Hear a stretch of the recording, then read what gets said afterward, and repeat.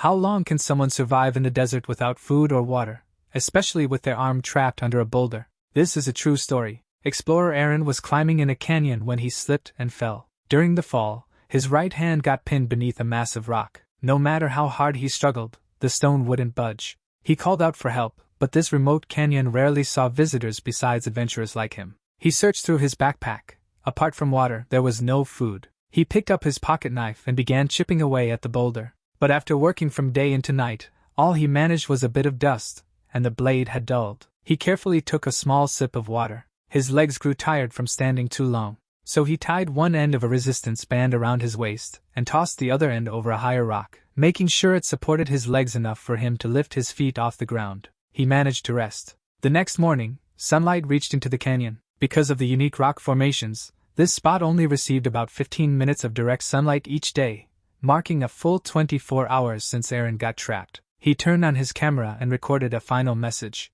Suddenly, he heard footsteps and screamed for help, but no one answered. Watching himself on camera, he realized it was too early to give up. He continued trying to escape. On day 3, he tied his climbing rope around the boulder and hooked it to a higher rope to form a makeshift pulley. He stepped on the rope, using gravity and momentum to try lifting the rock. It didn't work. One day, he noticed a straw in his water bottle. He tied the band around his arm and tightened it with a carabiner. Then, pulling out his dull knife, he cut into his arm.